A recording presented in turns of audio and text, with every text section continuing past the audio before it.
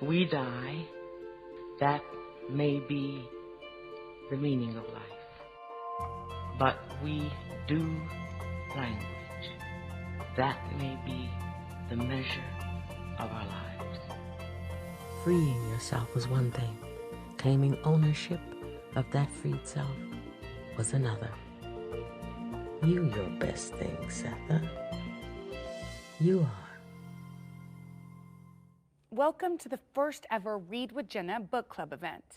This special hour is a celebration of a woman who needs no introduction. Toni Morrison was not only a prolific writer, but a dedicated teacher, an influential thinker, and a powerful voice for generations of readers. Her debut novel, The Bluest Eye, turned 50 this year. Just a year and a half after her passing, I talked to some incredible people, including Oprah Winfrey, about the book's lasting impact today. But first, a look at Toni Morrison's life and legacy. She took the birds from their cages, set them out the windows to freeze or fly, including the parrot that said, "I love you." She has a way with words. Toni Morrison's writing is sharp, meaningful, poetic. She's the only writer who actually can blend prose and poetry in this narrative that is just a rhythmic song. And incredibly important. Her mission was really to kind of write from a Black point of view, to ignore the white gaze, and she just felt that had to be disrupted. She was very clear that her experience in the world was as a Black woman, and that wasn't something that she was willing to apologize for or something that she felt the need to apologize for. Born Chloe Anthony Wofford in Lorain, Ohio in 1931, Toni Morrison was an avid reader from a young age. And the uniquely integrated town she grew up in shaped her worldview. Being in a community of people who didn't share your ethnicity wasn't something that fazed her. And I think that prompted her to think about what are the implications of people being left to the outside. It is a question that influenced her literary career from the start. As one of the first Black senior editors at Random House, Toni Morrison worked to shine a light on talented Black writers. Toni brought in Angela Davis, Muhammad Ali, all of these incredibly important voices that were not part of the mainstream world. You know, that was a radical thing, a very radical thing at the time. I will never be happy. I could never be happy if I thought there was going to be another void, another huge historical silence about the experience of Black people. She didn't want to be alone. The notion of being the only one was not something that made any sense to her. But her ultimate dream was to write herself. At 39 years old, between a full-time job and raising 2 sons on her own, Morrison began to put pen to paper. I started to write when I was in a lonely place, and I was writing really for me and not for publication and not for anybody. It was a way of talking. It was a way of talking then. So I talked to myself a lot. And then later I've written more and more, and I had a larger story that looked like a novel. That larger story became her debut, The Bluest Eye. At the center of it, Pecola Breedlove, a young Black girl whose deep desire for whiteness and blue eyes ultimately leads to her demise. Can you imagine that kind of pain? About that, about color. So I wanted to say, you know, this kind of racism hurts. This is not lynchings and murders and drownings. This is interior pain. I was really writing a book I wanted to read. I mean, I didn't know. I hadn't seen a book in which Black girls were center stage. They were usually, I don't know, somebody's joke. Toni chose to put the opening lines of the book, the first few paragraphs, on the cover of the book. Her idea was that people would see it on a table in a bookstore and start reading it, and if they liked it enough, they might buy it. And they did. They bought the books she wrote after, too. Sula, Song of Solomon, Tar Baby, and many more.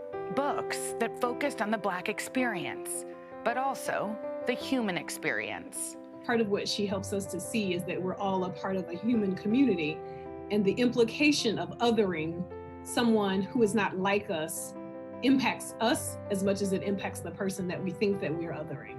In 1993, Toni Morrison was awarded the Nobel Prize for Literature, a historic first. I think I'm the first African American to win the Nobel Prize, and that is astonishing. Her novel, Beloved, was adapted into a movie starring Oprah Winfrey. Then love ain't no love at all. And in 2012, she received the country's highest civilian honor. But Morrison was not without her critics. She talked about the backlash that she had among colleagues, men, very angry, just awful things that people said or did. Any woman in those environments would have received pushback. Her pushback was exponentially more because she was of color. Some have even challenged her work by banning it from being read. She never allowed any of them to stop her. She never allowed any of them to make her wince or rethink her position. I think she had a great confidence in who she was and the importance of her work. And, of course, in the end, she was right. Morrison devoted her life to her sons Slade and Ford. Am I taking you too literally to assume that of all of the things you are, that the most important to you is mother? That's not an exaggeration at all. It is the most important thing I do. It's the thing that made me grow. She was also devoted to teaching the next generation of writers, many within the halls of Princeton University. But her most important lessons are found on the page. It's hard for us to have to see ourselves. She took that upon herself to tell us the truth, no matter how hard it was. What I don't want to see is 50 years from now, we're reading The Bluest Eye because it's still relevant and pressing in this moment. I hope that we read it and we say, this writer really helped us to understand this situation, how we responded to it, and how we can make a better world. She's left us with the body of her work, which is a mirror of who we were, who we are at present, but also a mirror of what we could be. Coming up next, my conversation with Oprah Winfrey about The Bluest Eye, a book we both call our favorite, and why it was important to share its gift with our book club members. It's important that lots of people have access to my books. I really think they're worth a reader's time. I really do think that they're revelatory. I don't like people to think, as some reviewers have hinted, that this is some formidable, difficult, complex, saga. It's not. It's right there. Welcome back. In 2000, Oprah introduced The Bluest Eye to the audience of The Oprah Winfrey Show. By then, the book was already 30 years old, but its lessons resonated with readers then as much as they do today in its 50th year.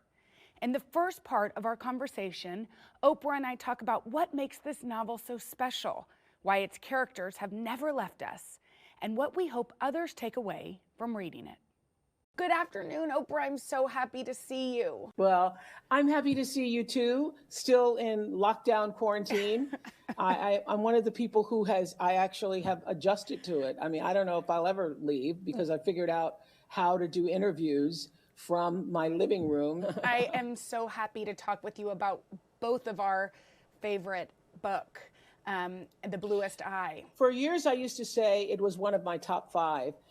In preparation for talking to you today, I reread it, and I would have to say, I don't know why I ever thought it was a top 5. I was just trying to give other people some room, or give myself some room. It is hands down, I would say now, my favorite book of all time, because it says, explains, defines, expresses the heart and soul of what it means to be a young Black girl growing up in a system that says that you're less than, growing up in a system that gets to decide who is beautiful and who is not. I felt like we need Mrs. Morrison. We need The Bluest Eye now maybe more than ever. And when I first read the book, I was 14 years old. I was just a few years older than Pecola. And now that I'm older and have kids of my own, I've started to wonder, like, why did I love this book so much? Our lives were very different, Pecola and mine.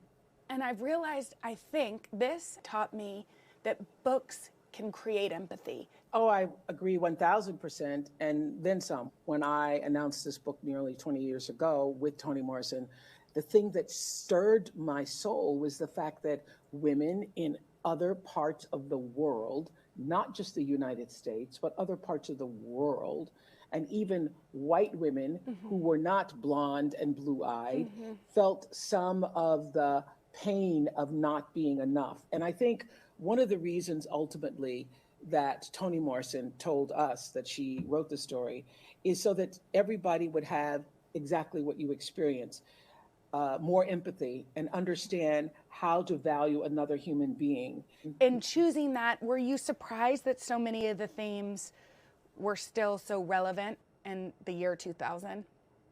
Absolutely, and still very relevant today. 2020. You're going to find from the response Yes. from your choosing the book in 2020 that so much of the same prejudices, so much of the same ideas about what beauty is and what beauty isn't still exist. And they don't exist just between Black people and white people. They exist all over, with women all over the world. But one of the things that I think that she's able to do in this book is the same thing that I've always tried to do in my work. And one of the reasons why I started the book club and sharing books, and certainly one of the reasons you have too, is to let people know that they are not alone. Yes. And that is what this book did. It liberated so many women to see, I had those feelings. I've known what that feels like, what that experience is like. When you first read it, did you see yourself in Pecola at all? Did you? Oh.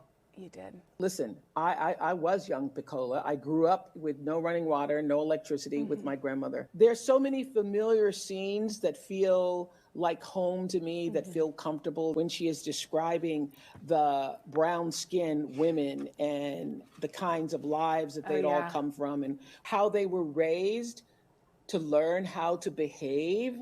I felt myself in this story, because that is how I was raised, to not to color outside the lines, to not to speak too loudly, to not to let, as she describes, let the funk erupt in any way in your life. So many other people relate on different levels. Yeah. That's why I was curious as to what it was about this book, since you and I come from such, I think it was that backgrounds. Because I will never know what it was like for Pecola to stand in line in that convenience store and have the man selling her the Mary Janes look at her with not anger or hatred, but with almost disinterest. You know, like she wasn't even enough to look up for. And I remember that scene just breaking me as a little girl, as somebody that didn't really know the world. There's so many beautiful points. What about that moment where the Pecola asked a question that it never entered my mind? How do you get somebody to love you? I underlined that passage this morning, and that broke my heart. And I think that is really at the core of what this book is about, right? It's about a little girl that never felt like she was enough because she never was loved. Nobody looked at her, you know. And but it's about the little girl, but it's also deeper, wider, bigger than that, which is what Toni does. It's about this story, but it's about our story. Yeah. It's about how we choose to identify what beauty is in our culture. It's about who we decide is seen and is not seen. I wonder if she had a book, if she loved to read, if Pecola did, if maybe she could have escaped the ending. Oh, for sure. There's we could go on and on about this book, 'cause I love it. There's a beautiful line that I didn't notice before this time, where Toni Morrison is describing Pecola's mother, Pauline. Yes. And that she had this desire for order, and that she missed, without knowing it, coloring books and crayon. Yeah. And I thought, wow, what a powerful line, because here's a child that if she just had the ability to express herself through coloring books and crayons, that would have made such a difference in her life. The desire to be who you're not in any form, to want to live outside what is the truth for you is a form of insanity. Because how insane is it to not accept you for who you are? And so her inability to do that in the end is what drove her mad. The fact that it isn't even just blue eyes, but it is then the bluest eye, which I think is what so many people in our culture today are trying to achieve. I don't just want to look good. I want to be the ultimate, whatever is defined as the best that is, you know? The est, like the blue, that est is so important. I humbly chose this book because she doesn't need me or my name or anything, but I feel like we need her.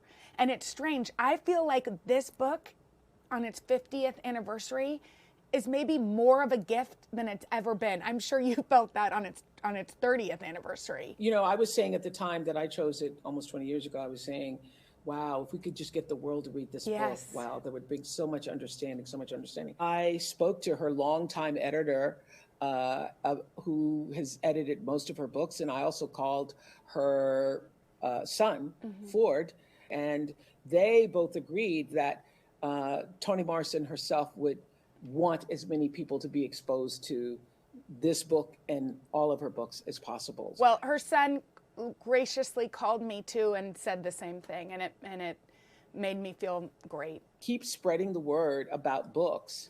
And, you know, somebody was asking me the other day, you know, did I feel, you know, because you were choosing the book, did I feel some sense of competition or something? Are you kidding me, honey child? I said, are you kidding me? I want as many people to be exposed to all the books as possible. So if you know, as I said, if you hadn't chosen it and I knew that the 50th anniversary was coming up, I would have done it again because I love it that much. Because the more people that can be exposed to the beautiful words of Toni Morrison, the better world we will have. Nothing like gushing over each page of your favorite book with someone who loves it as much as you do. We'll be back with more of my conversation with Oprah a bit later. But before that, my discussion with 3 women who say Toni Morrison changed their lives forever. I decided to write down not just what I wanted to do, because I wasn't sure about that, but what I thought if I didn't do, I'd die. Whoa. Mm-hmm. And there were 2 things, only 2, that I really thought if I can't do these 2 things, I will disappear from the face of the earth. And the 2 were, 1, mother my children, 2, write books. The messages in Toni Morrison's novels are undoubtedly universal and resonate with people around the world. But she also made it a point to write for Black women like herself. I sat down with Glory Edim, the founder of Well Read Black Girl, Nicole Dennis-Benn, author of Patsy, and Kessina Cheriza, a high school English teacher at Uncommon Charter High School. These women have been influenced by Toni Morrison's words and are carrying out her legacy in their lives today. Pecola and I have very different lives, but I think I realized as an adult, it was the first time I realized the power of literature to create empathy. When you first read the book, Nicole, what was it like? Did you see yourself in Pecola? Oh my gosh, yes, absolutely. I grew up in Jamaica, born and raised, and I remember, you know, feeling the same way Pecola felt. For me to see myself in Pecola, see myself in Toni Morrison's work for the very first time meant a lot to me. Kessina, you teach this book. Yeah. And I read that you were a little nervous at first because obviously this book is big, you know, there's a lot of layers to it. Do your kids relate to her? Do you see your kids think like, oh my, I feel this too? Definitely, Jenna. It's so amazing that we're celebrating this book's 50th anniversary, and yet in today's society, I can ask my students, okay, do you see these ideas of Western beauty dominating our culture? Do we still see it today? And the fact that in 2020, my students, predominantly Black and brown, can still see that is something definitely to think about, and poses the question, when will this stop? And will something like this that Morrison was criticizing ever change if our students can still see it today? What's y'all's answer to that question? It just says we need to have more books like this. Yes. We need to follow in the footsteps of Toni Morrison and allow more books that are radical and revolutionary and show another side of what it means to be a Black person, show Black culture, and just widen the landscape. I think we all agree that books are one of the best catalysts for conversations. When you first read this book, was there a moment, was there a part, like, do you remember where you were? I mean, I have read Toni Morrison so many times, you know, when I was 13, when I was 25, when I was 30, and she really fills my life and my work with so much love and passion. I've said this numerous times, like, my organization would not exist without me picking up this book. I also felt like you, Glory, in that, you know, I don't think I would have been a writer had I not read Toni Morrison, being raised as a Black girl, that, you know, we should honor our silences more, you know, and respect shame. And so for me to see this written on the page, I felt I was given permission to speak about pain, to actually encounter racism, you know, what it feels like to actually have been violated. You know, all these things, Toni Morrison put that on the page and gave a lot of us permission, you know, to speak our truths. I was so excited to see this woman, her face smiling at me, looked at me, had the dreadlocks, and I'm like, oh my gosh, I can be a writer. So that was the first time I thought that, and I was 16 years old at the time. Kessina, to hear that, to hear Nicole say that, you know, that she didn't even imagine she could be a writer, as a teacher, as an educator, as looking at your students and wanting them to feel the opposite of Pecola, wanting them to know they are enough and that they are needed. Like, what do you do? The essence of the Bluest Eye is just to bring up the issues that systemic racism brings about. And one of the most interesting things teaching this book is to make the students realize it wasn't anything Pecola did, right? And if my students can understand that, then they can understand if they were feeling like Pecola, it's nothing that they've done. And it's society, and they have to work to change that, right? We don't want to still say that this book connects to our present life 50 years from now, right? One of the other big themes of this novel is hatred, self-hatred, not loving you just as you. Pecola looked in that mirror and she wasn't enough. And when you hear Toni Morrison, Miss Morrison, speak about this book, I think Oprah asked her, well, why did it have to end the way it ended? And she said, because there were no exits. Yes. But that's the reality for so many people. Exactly. And that's why I'm so thankful for you as an educator. You know, like to listen to you speak and say, we don't want this in 50 years. We want our students to be able to look at society and be able to have, you know, introspective look at the world. I mean, it's meaningful. That's when this book was banned. Like, that's ridiculous. You know what I mean? We need this book. We need to have discourse and dialogue and talk about the hard things. And with every book, Morrison is talking about the hard things. She's not afraid to go to these subjects, you know, incest, abuse, you know, it's there because that's the reality for people. You know, it's not always rainbows and fairy tales. Things get really difficult. But also she's talking about love. She's talking about motherhood. All those things go hand in hand. Yeah, and you know, I admire her as a writer. You know, Toni Morrison's the one that actually gives me the inner strength, because it's hard to get critique, but what Morrison helped me to realize as an artist is that, you know, the naysayers are going to be there, the critics are going to be there, but that never stopped her from writing those hard things. Yeah, I mean, I wonder, have there been moments where your kids have reacted to these lessons, like, that have inspired you? Definitely. Like, you're like, okay, this is full circle. I think where we get to that very difficult scene of the Pecola's rape, and as an educator, you have to think about providing a trigger warning, like, hey guys, we're about to read a really difficult section. If you cannot read this, I understand, let me know. And making sure I'm giving my students that option and that choice to know that this is a safe space. And I ask a question, what is victim shaming? And it's something that, because of social media, even our 9th graders, 14, 15-year-olds, understand this term and understand what it means. And they were able to say, well, the townspeople are victim blaming her and they're victim shaming her. And it's just beautiful to see that this book can push our students to be able to say, well, hey, we can't blame Pecola for this terrible thing that happened to her. And it's just inspiring because we know that they're going to lead the world someday, and at least our leaders know that victim shaming's bad. You know? Yeah. Oh, that's awesome. I mean, that, you know, and I loved when Oprah also said, Pecola gets her day. How do you all feel like you're carrying on somebody like Toni Morrison's legacy? I know. I know, sorry. That's a huge question. Yeah. You know, as an organization, Well Read Black Girl really does its best to read books that reflect the experiences of Black women. And in doing that, it is a profound political act. The word is Black itself, when you say Black Lives Matter, when you say Black books matter, all these things are powerful, powerful statements. And in that way, I hope that Morrison knows that we are cherishing her work. We consider her a literary foremother. We look for her for guidance. When she passed away, we had a memorial for her.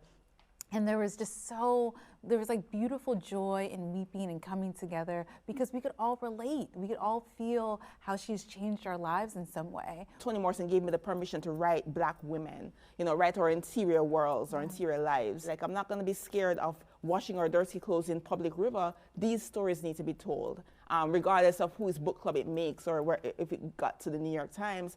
It's important that people would read it and connect to it, and that students in the long run would say, wow, you know, I'm seeing myself on the page for the first time. I can have an open conversation about this because nobody else in my family spoke about it. Nobody in my community spoke about it. And so every time I'm at the page writing, I always think about that and Toni Morrison and how she inspired me. You know, it's so funny because I do feel like every time you reread it, I find I focus on either a different character or a different theme. Yes. And this time I kept focusing on love. Yeah.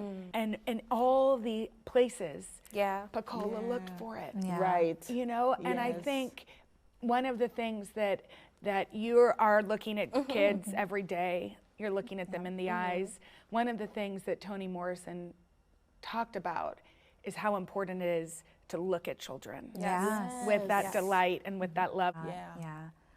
For me, motherhood has been a very tender and transformative experience. It's made me look inward and ask myself what I needed as a child so I can provide that for my son. There's actually a passage that I have to read. Then Pecola asked a question that had never entered my mind. How do you do that? I mean, how do you get someone to love you? But Frida was asleep and I didn't know.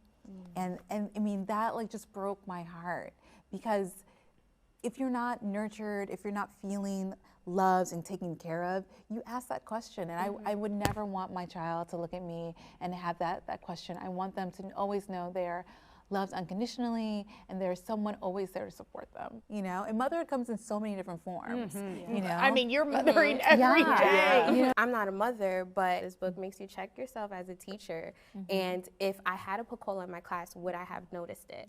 You know, and we see a lot of that in the Bluest Eye, where Pecola is like, well, my teacher must think all of these things about me because they don't pick on me. They don't ask me if I know the answer. And that all feeds into her low self-esteem. So just like realizing that your students, like a mother, your students, as a teacher, your students look for your love in a lot of ways in the classroom, and making sure that I can instill love in my students, whether they're getting that from home or not. At least I know they get that from me in the classroom. Behind the before the interview too, I know. That's just the most beautiful. It is. I wish I had teachers like you at home. I didn't have that, and I remember, you know, looking for the nurturing there, you know, and they feeling dismissed often. You know, if you're a certain complexion, if your family is not right.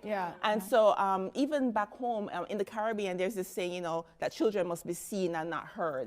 And I think Toni Morrison tackled that in this book, and it was like you could sense like there was this like longing as a child to just be looked at, to just be cuddled, you know. And I felt like she did that. It was written so well here. Where I'm like, wow, I remember that. That was how, you know, we grew up in the Caribbean, but then realizing that in art, someone could actually put it out there so that we actually could reflect on it and talk about it this way. I feel like this year is almost like it's calling for this book. And I wonder, in the wake of George Floyd and the Black Lives Matter movement, did you feel like books like this matter now more than ever? this year of uprising and protests, to me, honestly, doesn't feel different from previous years. It's a continuous thing for Black Americans to experience, like racial violence and to white supremacy. Like none of that is new. What is new is the response and the technology and the way people are demanding for more accountability. Toni Morrison had this famous quote saying that, you know, I don't march, my stories, my words are my is my protest.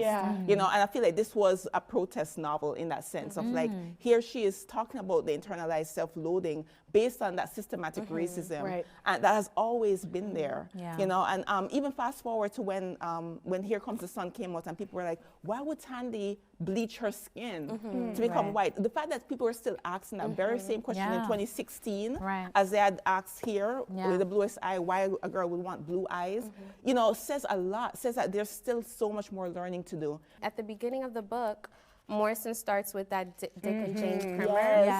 And when we were going over it in class, what I did was actually had a PDF of the Dick and Jane primer and the pictures, and we read it together, and I asked my students, well, if you're in this time period and this is the only book that your parents can use to teach you how to read and write, how would you feel? And they were like, well, of course I feel like this is the perfect family. And of course Pecola is gonna feel this way because all of her books are showing her this perfect white family. This book pushes the idea that representation matters.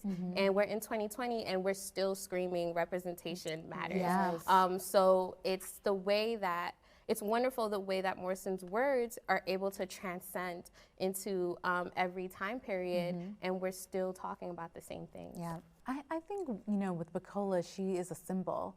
She's a symbol of something that's broken in America's soul that needs to be healed and fixed and acknowledged. She's created this amazing world for us to come inside and empathize with Pecola, but also see the structures of racism that influence her parents, her parents' employers, just everything, Claudia's family. And even with Claudia's family, that's a look at respectability politics, you know, like pushing against that. There are just so many different themes that she's addressing in this amazing book, and that's why it continues to be the classic that it is. That's why it's required reading. Like, we need this book in our lives in order to continue to grow and also acknowledge and reckon with the past. That's my favorite thing about reading Morrison. It's like it actually requires so much rigor to go through her book, and I think that's why so many people reread it over and over and over again, because you probably missed it the first time. And when you realize, and also I think there's something really beautiful about any writer, you know, any prolific writer,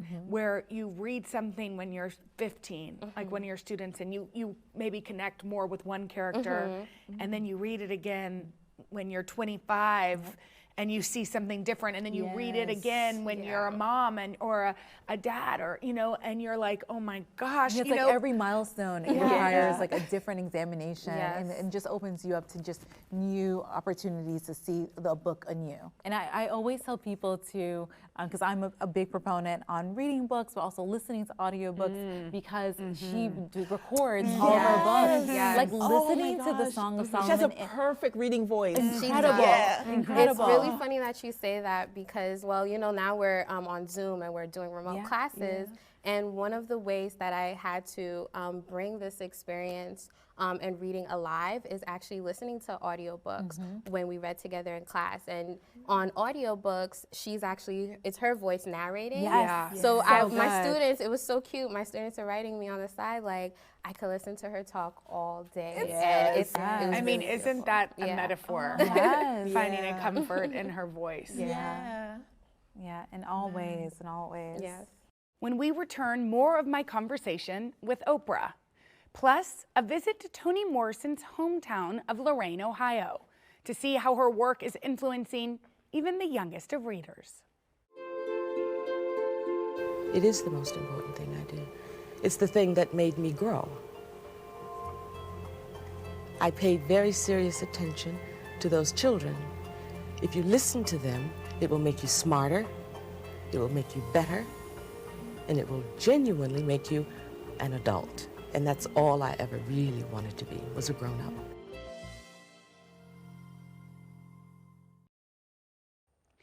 Welcome back. We continue now with my conversation with Oprah. She and I talk about the challenges of 2020 and how Toni Morrison's writing has helped us reckon with it all. We started the year, and you started the year on a major tour. I am here with Oprah, so it's kind of only fitting that we're ending the year together. Yeah, can you believe we started in Fort Lauderdale, and throughout this entire lockdown period, quarantine, throughout this whole time, I kept thinking, wow, you survived 9 cities and thousands of selfies. And hugging and dancing and singing and when the virus was moving throughout the country. So that's one of the things that's actually kept me feeling like, well, if you're able to survive a 9-city tour and thousands of selfies, you should be able to be at home and stay safe. Yes. Well, you know what? And also, it was my New Year's resolution to be with you at the beginning of the year. And I thought 2020 is going to be the best year yet. And so far, that hasn't been the case. But for those who have hurting, those that feel sad, what will you say? How do you keep your beautiful spirit up? Well, I will tell you that one of the things that has been a great comfort to me during this time of isolation is being able to read the words of other people, Toni Morrison being among them. And one of the things that I do literally every morning is I read some daily spiritual passage that is uplifting to me. And I recently started turning to poetry. I just read a couple of stanzas of any particular poem, just open to any page. I find that it calms and soothes me in a way. Poetry feels like prayer to me. And so I have allowed this time for myself, and I think for other people who are feeling the strain of the isolation, to go inward and determine to come out better than we did when we went in. How are you going to use all the stuff that happened to you this year and turn that pain, that suffering, that sacrifice into power? How do you turn the pain into power? That's the goal. This book is also about valuing people, about really valuing people. And maybe if Pecola had had one person who looked at her with a little bit of love in their eyes, you know, her fate wouldn't have been the same. Talk to us about that moment where Ms. Morrison talks about how we look at children. One of the most powerful defining purposes of this book is for us to see how do we value another human being. She says that. And what value you place on human beings and for what reason. And I remember sitting in that room with her and all the other women who'd come to talk about this beautiful story of the Bluest Eye. And that was the day she shared with us one of the most important lessons for raising children I ever heard. When a kid walks in the room, your child or anybody else's child, does your face light up? And that's what they're looking for. When my children used to walk in the room when they were little, I looked at them to see if they had buckled their trousers, or if their hair was combed, or if their socks were up. And so you think your affection and your deep love is on display because you're caring for them. It's not. When they see you, they see the critical face. What's wrong now? But then if you let as I tried from then on, to let your face speak what's in your heart, because when they walked in the room, I was glad to see them. It's just as small as that. So the question, do your eyes light up when they come into the room, became one of the great teaching lessons, I think, for our show, for that platform, for decades to come, because that is what most parents remembered from watching that show. Oh, I never got to meet Miss Morrison, and I always dreamed of it, and because I just admired her so very much. But what strikes me now is how different she seemed than Pecola. Like she, I'm sure, suffered pain or loss. She had a confidence and a brilliance, but she was nothing like Pecola, you know, or so it seems. Well, what is so extraordinary to me about Toni Morrison and her writing And part of the reason she wrote this book, she says, is that there wasn't a story like this.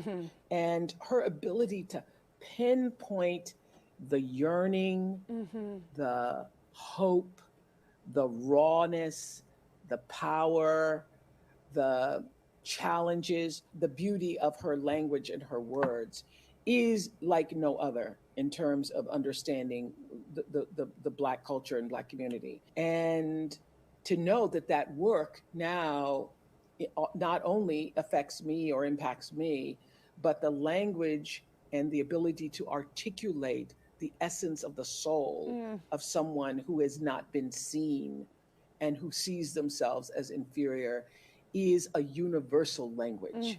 It's not just the language of the Pecolas of the world, it's a universal language. That's what she knows how to do better than anybody. As a person, how much did you admire her? And as a writer, as a thinker? They don't make them like that anymore. I mean, I aspire to have a tenth of whatever that is. I asked her once, what is the quality that you think most defines you? And she said, I've always known I was gallant. I mean, I thought I knew what gallant was, but I had to go look up gallant. Like, because who says I've always known I was gallant? Me too. Who says that? Yeah.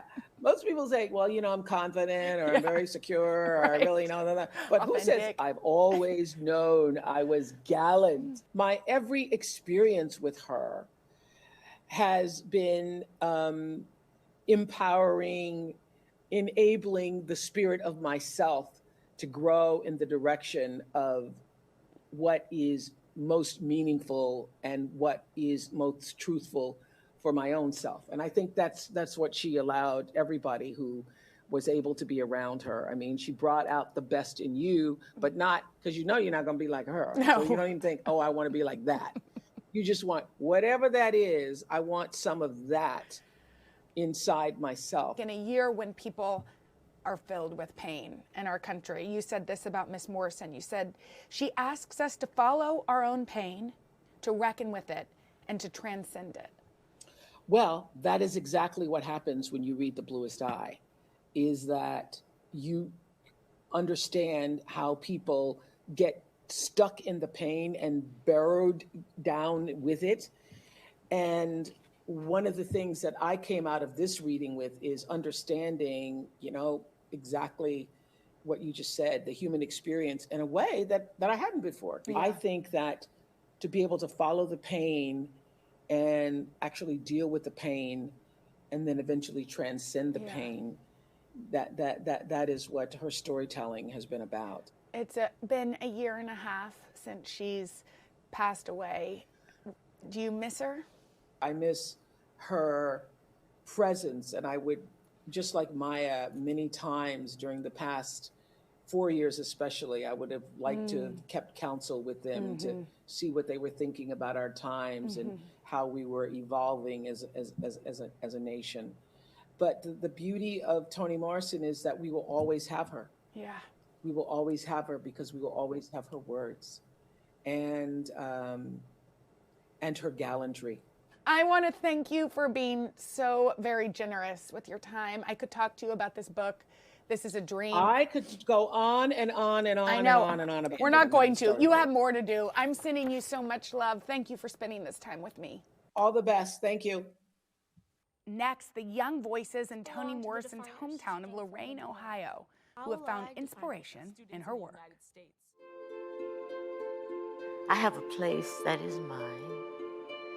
That's my work. When I write, that's mine.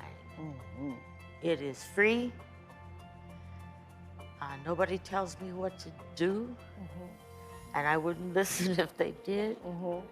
It's all mine. It's my world. I have invented it. These are my people. This is my language. And now I have come to believe that everybody needs one of those places. It could be gardening. You know, it's just a place where it's you and what you do. It can be creative, it can be computer, it can be anything. But it's your sacred, sacred place, and you own it.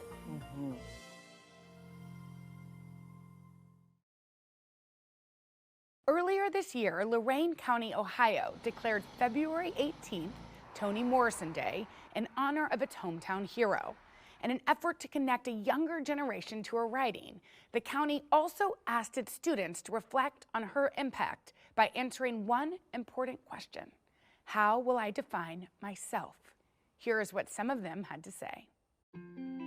Hello, my name is Kayla Young. My name is Aisha Phillips. Peyton Haney, Alvin Jackson. I'm a sophomore, freshman, third grader. Sixth grader. I'm a third year at Oberlin College. How will I define myself? How I would define myself. You ask, how will I be defined? Will I be defined by my brown skin, my wavy hair? Will I be defined by my gender identity? Will my social status, amount of money I make, and my profession define me? What people think matters. What people think matters more than anyone wants to admit. I am a young Black and Muskogee woman learning to survive and thrive in a world that wants nothing but failure for me. I've placed myself in small boxes to fit who others wanted me to be, instead of who I wanted to be. I've changed my hair, wardrobe, the way I speak, who I spent my time with. I needed to dress like other people did. I needed to act like other people did. I needed to crush any sense of individuality in my brain, dispose of it, because it just wasn't going to work. For most of my life, I have been someone who struggled with being imperfect. If someone judges your character without truly knowing you, you may get offended because that is not who you are. I've spent years asking myself these questions posed and placing labels on myself that others have identified me by. Not Black enough, not white enough. I was diagnosed with acute lymphoblastic leukemia at just under 5 years old, and this illness would have a greater effect on me than I could ever have imagined. My peers who tormented me every day for being without hair from chemotherapy and for growing bigger from my steroids. How others see us can affect our self-esteem. I was lost. I was confused. I was depressed. My last fragment of self-esteem had flown away, and I hadn't even realized. Listening to the wrong people, letting them get in your head and influence your sense of self is a terrible, sometimes fatal mistake. At many moments, I felt the world did not love me. Somewhere along the way, I lost my confidence. But somewhere along the way, I also started to regain it.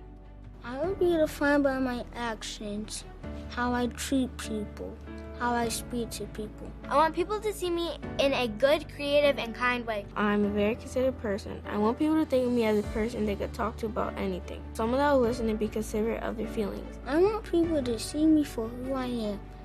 A student, a basketball player, a son, and an artist. Our intersecting identities are the most important things that make us unique. It's what sets us apart from one another as individuals. When I really think about who I am, I can say that I am an overcomer, because I've gone through so many obstacles and challenges to become the headstrong, fearless young woman that I am today. No one can tell me who I am because I get my strength from above. I am not afraid to be me. No one should be afraid to be themselves. I am someone who is learning to be kind to myself, because most importantly, I am human. I am defined only by those who know me best. I want to be defined by how I change the world, whether small or large. Only I hold the origin of my word, and only I decide how it will be defined. I am fierce, beautiful, loved, and appreciated. I see myself as a leader, and I try to be my best and give good examples to people. I hope others see me in those ways and in a positive light. I am someone who is deserving of greatness. And one day, I'll fully acknowledge my lasting legacy left on my communities. In the words of author Toni Morrison, definitions belong to the definers, not the defined. Definitions belong to those who take the initiative to create them, not to those who stand complacent to be defined. That was incredibly touching and demonstrates the power books can have on readers young and old. Thank you to those students and to the Community Foundation of Lorain County for sharing their words.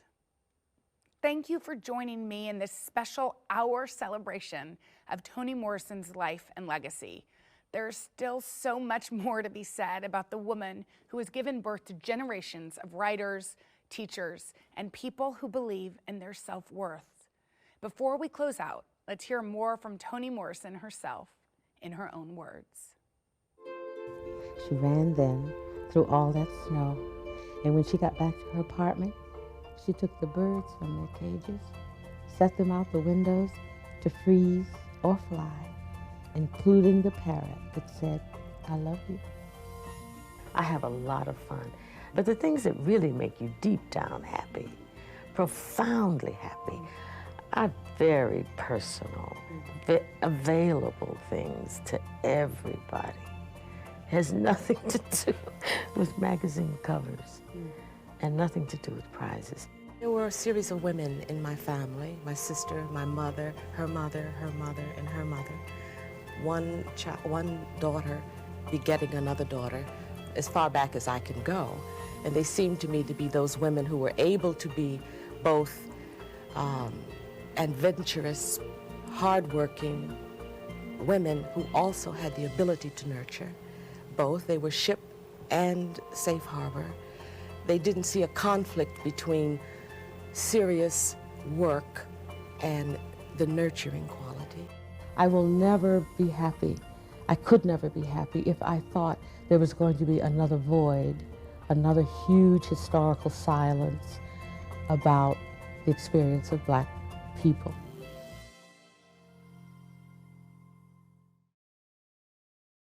Welcome to Today All Day. All day? Today all day. All day.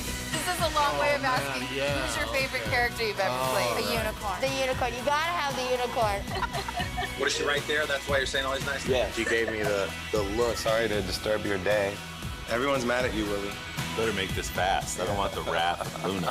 When I see you, I always think, I wonder what his quote would be. Give us 6 minutes and we'll ask as many questions as we can. Welcome to Cold Cuts. Cold cut, cold cut. My buddy Cal cooking with me. Dads don't babysit. It's called parenting. What was the first book you remember loving? Heart Smart Today, with simple exercises to strengthen your heart. Make the most of your beach days. It's all about the tracksuit now. How good do they look? I now pronounce you husband and wife. Kiss the bride. This morning, a story of people helping people. You've received tons of letters from people who have been inspired. Let's do the weather out. Okay. All you gotta do is say, it's cold, it's warm, it's raining, it's snowing. That's it. One of our most favorite franchises ever, Ambush Makeovers. Okay. Look at it. It doesn't look so good. No, it doesn't look good. Will you judge us in a cook-off? I will, and you guys will definitely win something. Today, all day. All day? All day. Welcome to Today, All Day.